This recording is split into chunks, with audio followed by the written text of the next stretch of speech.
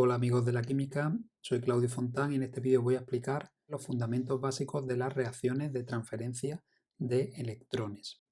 Estas reacciones son importantes en nuestro día a día porque estamos rodeados de fenómenos como son la corrosión de metales, que también llamamos la oxidación, tenemos baterías en los móviles y en otros dispositivos electrónicos y actualmente están muy de moda los coches eléctricos o híbridos. El fundamento de estos procesos es el mismo, las reacciones de transferencia de electrones. Estas reacciones ya se empezaron a estudiar en la antigüedad. A Lavoisier le debemos las bases en las que se han apoyado las teorías redox, oxidación-reducción, que conocemos en la actualidad. Como definición clásica de oxidación, tenemos que cuando una sustancia se combinaba con el oxígeno, decimos que esa sustancia se oxidaba. Por ejemplo, en la reacción del magnesio con el oxígeno, como el magnesio se combina con el oxígeno, decimos que el magnesio en esta reacción se está oxidando.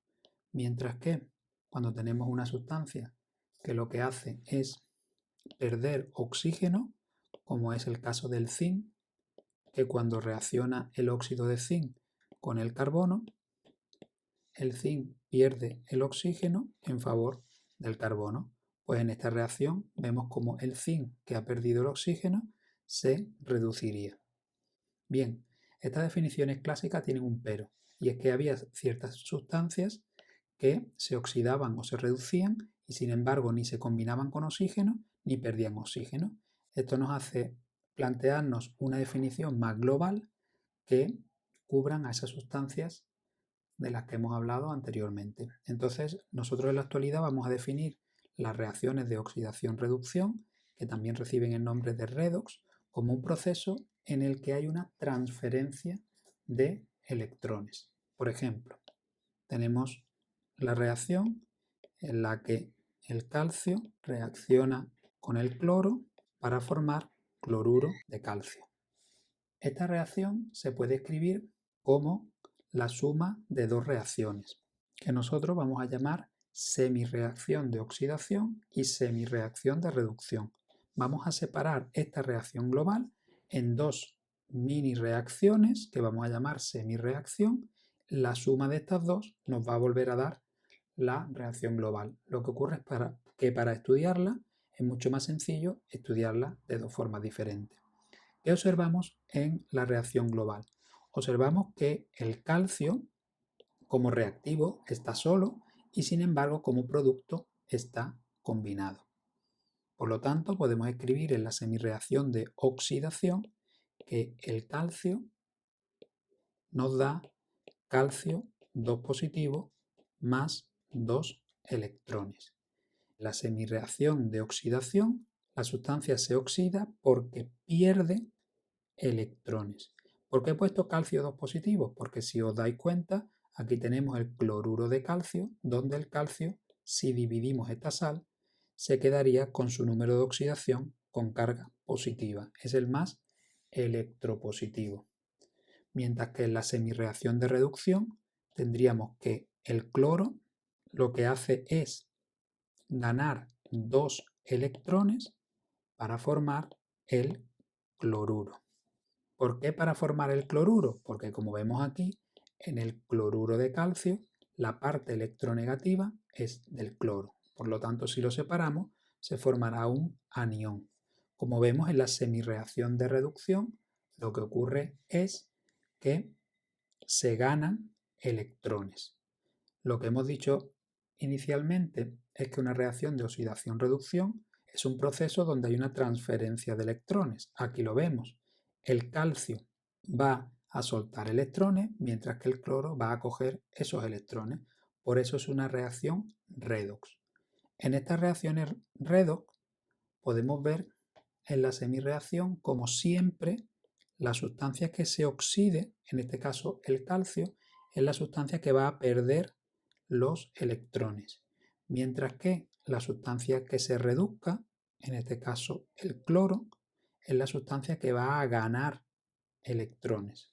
Si os dais cuenta, esta reacción no podría atender a los criterios clásicos, ya que aquí ni el calcio ni el cloro se combinan o desprenden oxígeno. Sin embargo, es una reacción redox. Otro concepto importante es que a la sustancia que se oxide, en este caso el calcio, diremos que es un agente reductor. Y a la sustancia que se reduce, en este caso el cloro, diremos que es un agente oxidante. ¿Por qué son agentes reductor y oxidante respectivamente? Porque como el calcio se oxida, obligatoriamente tiene que haber otra sustancia que se reduzca. Por eso es un agente reductor, porque obliga a la otra sustancia a reducirse. Sin embargo, el cloro es un agente oxidante, puesto que él se reduce. Entonces obliga a la otra sustancia a oxidarse. Si os dais cuenta de estas dos semireacciones, al igual que ocurría en las reacciones de equilibrio ácido-base, siempre que una sustancia se oxide, tiene que haber otra que se reduzca. En las ácido-base, siempre que había una sustancia que soltaba protones, tenía que haber el ácido, tenía que haber otra que aceptara los protones, nuestra base. En las reacciones redox, por lo tanto, hablaremos de pares conjugados. En este caso, el calcio, calcio 2 positivo, y el cloro, cloruro, serían los pares conjugados. Vale, esto está muy bien sobre el papel, pero ¿vosotros seríais capaces de, si yo os doy esta reacción, saber quién cede y quién gana electrones? Es muy complicado saber en cierto tipo de reacciones quién gana o pierde electrones. Se transforma la definición de reacciones redox utilizando un nuevo concepto. Es el concepto del número de oxidación. De tal forma que una reacción redox es un proceso donde hay una variación en el número de oxidación de las especies que intervienen. Ese número de oxidación es un concepto que se utiliza, que no es real. Los números de oxidación que nosotros aprendamos a calcular no son reales, pero esas argucias nos ayudan a facilitarnos mucho las cosas a la hora de estudiar una reacción redox. El número de oxidación se define como la carga que tiene un átomo si los electrones del enlace se asignaran al átomo más electronegativo. Esto quiere decir que en los compuestos iónicos el concepto de número de oxidación coincide con la carga de los átomos en el compuesto, lo que no va a ocurrir en los compuestos covalentes. Tenemos el óxido de calcio, que como debéis de saber es un compuesto iónico. En este compuesto, si nosotros lo dividimos en dos partes, tenemos por un lado el calcio y por otro lado el oxígeno. El calcio estará actuando con su número de oxidación 2 positivo, mientras que el oxígeno estará actuando con 2 negativo. ¿Cuál sería el número de oxidación aquí? Pues sería para el calcio más 2 y para el oxígeno menos 2. En este caso, el concepto de número de oxidación sí es un concepto real, ya que al ser un compuesto iónico, las cargas coinciden con los números de oxidación. Esto no ocurriría en los compuestos covalentes. Si tenemos el óxido de nitrógeno 2 y lo dividimos en 2, tendríamos el nitrógeno 2 positivo y el oxígeno 2 negativo. El número de oxidación para ambos elementos sería más 2 para el nitrógeno y menos 2 para el oxígeno. Sin embargo, al ser un compuesto covalente, los compuestos covalentes, como ya debéis de saber, no son compuestos donde tenemos los átomos cargados. Por lo tanto, aquí el número de oxidación está basado en un concepto ficticio. Como hemos dicho, es la carga que tiene un átomo si los electrones del enlace se le asignaran al átomo más electronegativo. Vosotros sabéis que los enlaces covalentes, si es un enlace covalente polar, significa que la compartición de los pares de electrones está más desplazada hacia un átomo que hacia otro. En este caso hacia el oxígeno, que es el más electronegativo. Pero nunca el oxígeno gana esa pareja de electrones. Para el concepto del número de oxidación, si suponemos que el oxígeno se queda con el par de electrones compartido, mientras que el nitrógeno se queda sin ese par de electrones. Por eso es un concepto ficticio.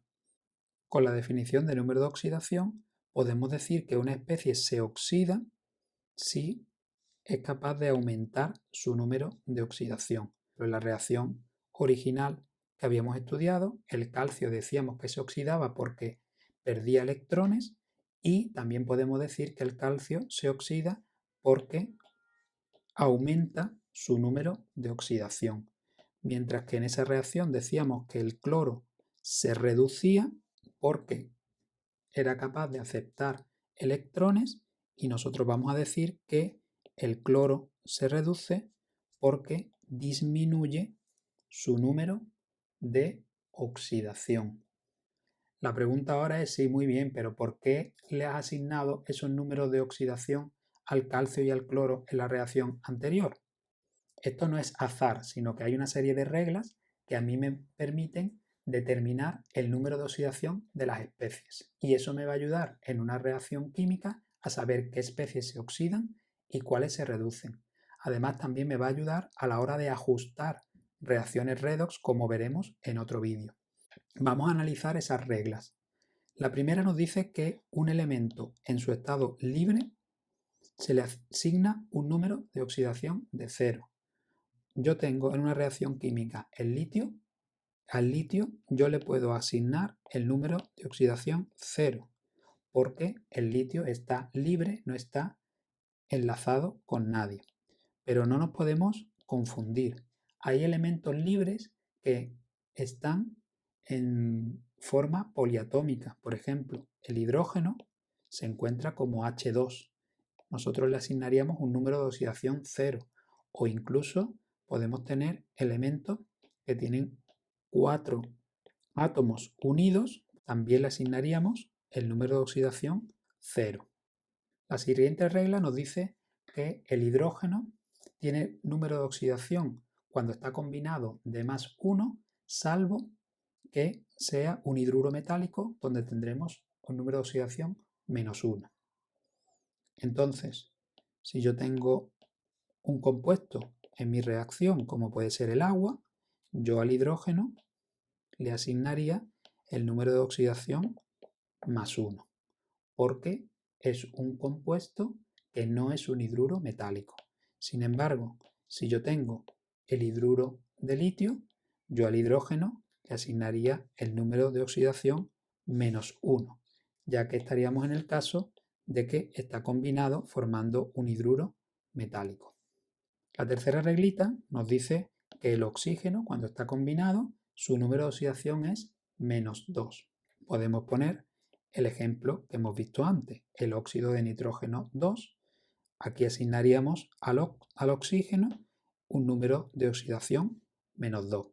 Sin embargo, si el compuesto que tenemos no es un óxido o similar y es un peróxido, vamos a poner el peróxido de potasio, ya el oxígeno no tiene un número de oxidación 2, sino que tiene un número de oxidación -1.